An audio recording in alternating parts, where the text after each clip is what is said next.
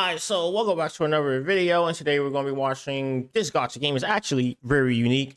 Ash Creation, Ash Echoes. I'm pretty sure it's Ash of Echoes, not Ash Echoes. I'm not 100% positive, I can't remember. But I did do a video on this. Y'all can go check that out on the channel. It'll be in the cards probably. But other than that, let's get to it. Make sure you guys like, comment, subscribe if you're new. Don't forget to share the video. Let's get that out of the way. And the like goal is 5 likes and also 3 new subscribers. Let's get to it. So I've been playing Ash Echoes, And the only reason I'm watching this because I also want to see other people's reactions on the game as well.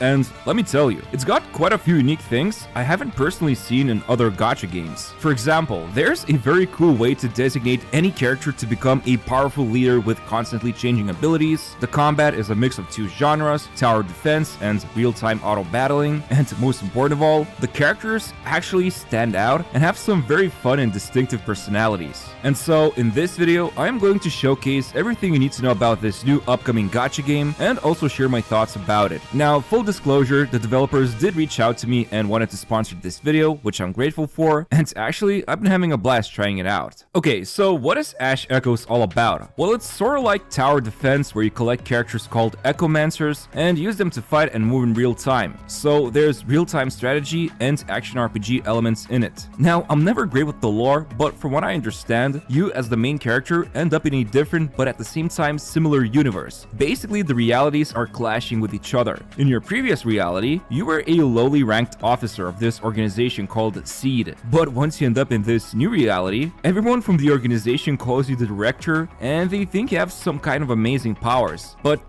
you don't, so you got isekai to a parallel world, but you're still you, which is kinda ironic. And basically, you take on various tasks trying to resolve conflict in this post-apocalyptic world by utilizing the help of the Echomancers, who have become powerful thanks to these mysterious crystals, which have recently emerged in the world. Anyway, let's talk about the gameplay loop. So, you see this terminal. If enemies attack it and it drops down to 0 health, you lose the game. But if you can keep it safe until you accomplish the objective, which is usually just surviving waves of enemies, then you win the game. That's the goal of the game. So, it's kind of like tower defense, but instead, you're just defending this terminal. Now, onto the gameplay itself. You can select up to 8 characters to defend this terminal.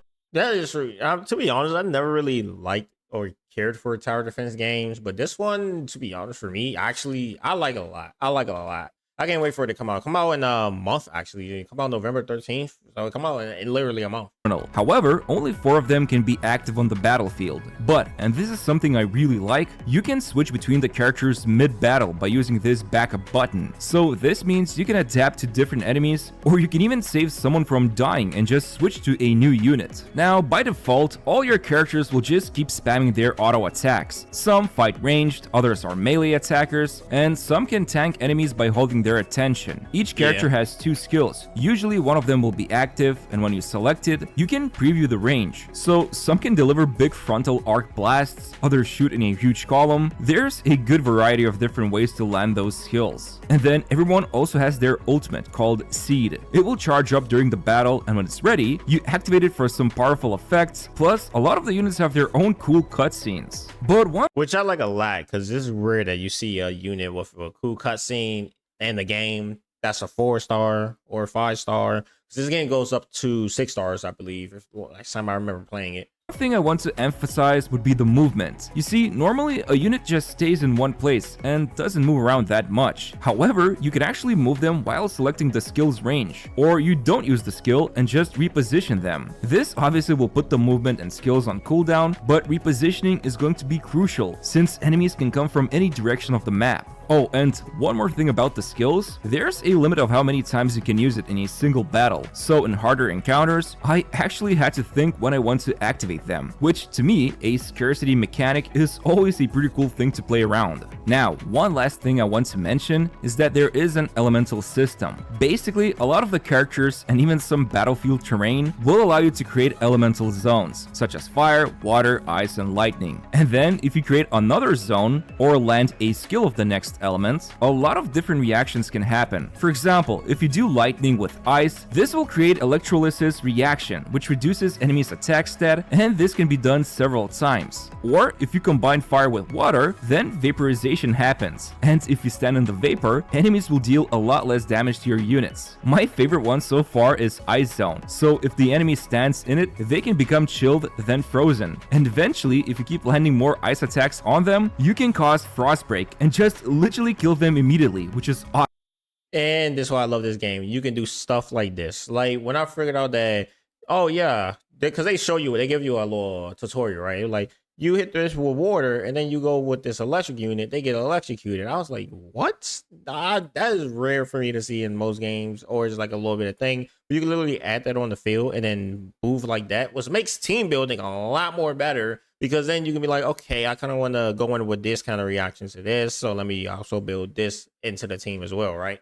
Awesome. And yeah, elemental zones by themselves without reactions still do something. Like if enemy keeps standing in fire zone, they will lose 1% of their HP each second. So yeah, in a nutshell, a lot of moving parts here. You've got the skills, the positioning, the elemental system. There's a lot of things you can generate, such as barriers to absorb ranged attacks, which is pretty cool. And even the terminal itself has abilities, so it doesn't just stand there like a useless tool. For example, it can provide shield to the characters when they drop down below 50% HP. Now, the next and probably the most crucial thing I want to talk about would be the Echoing Nexus game mode. So each time you start any battle, you always have to choose an engraving, or in other words, a leader. Depending on who you choose, they will bring additional stats and unique abilities that apply to the whole team. For example, right now I'm using Luke as my leader. His engraving provides these stats right here, and you can also see what type of abilities he provides.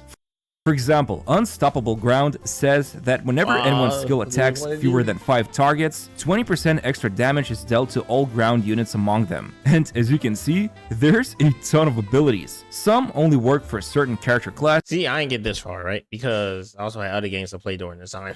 Who are in your team. Others provide this important Inspire buff, which increases everyone's overall damage. But get this, you actually generate these engravings through the Echoing Nexus game mode. So all of the stats and all of the abilities you see here, every single time you do a run, you can completely change it, because the abilities shown here come from the unit you chose and the memory traces, which is like an artifact or equipment. So each time you start a run in Echoing Nexus, you pick a character and then equip them with 6 memory traces, each of which can provide different stat increases and abilities. And then inside this game mode, every time you will be making choices. For example, you will be asked many times which stat you want to increase, because remember, after the run, all the acquired stat bonuses are saved onto this engraving you just made, and will be applied to the whole team whenever you go into any battle or game mode. And then later on, when you reach the end of Echoing Nexus, depending on how much skill memory you've acquired, you can choose which skills and at what level you want to add to the engraving. And the best part, you can keep building more and more powerful engravings with each run, provided you can beat bosses and enemies along the way. So it's more or less a roguelike mode, but you get to keep the rewards at the end, meaning the stat boosts and the new skills you've acquired can be used for the rest of the game as an engraving for the team. Now, there's a lot going on here when it comes to making choices, and so far, I am still learning a lot about the system. But what I do like about the engravings is that it does tell you what rank it is. Right now, the best one I've achieved is B19 with Luke, but I believe you can go all the way to S rank, and you can actually even check out other player engravings for each character to see who has the highest rank on the server and what abilities and stats and memory traces they've used to create the engraving. But moving over, let's talk about the characters. I mean, I love a lot of these designs. This is my favorite thing about the game itself is the characters. I'm sorry. Each character has a unique design, no matter what they are, 5-star, 4-star, 2-star, 1-star, no matter what they are, they all have their own unique thing. They have their own unique intro when you click on them. I think that is amazing and fire. My favorite one so far is Luke. He's a delivery. My favorite one was the Goldfish Girl. Courier who uses packages to attack enemies, and he can even summon turrets to deal some crazy damage, or provide a barrier to defend the team. Or these creatures called Furry and Fernie, they both fight with this big old water cannon and have some hilarious moves. Or how about Tong? Dude just powers through with his chair. Again, just looking at some of these designs, I can really tell the developers are putting emphasis on making sure the characters look and feel distinct. I mean, I was using 4-star units for a while in story mode, and even they felt pretty unique and useful thanks to the elemental system. But yeah, since this is a gacha game, I'm gonna spend a couple of moments to try and see if I can get someone cool from the gacha system, so I can showcase them when I'm talking. Alright, so I'm on this banner here with Laurel. Let's see what I can get from the 10 pull.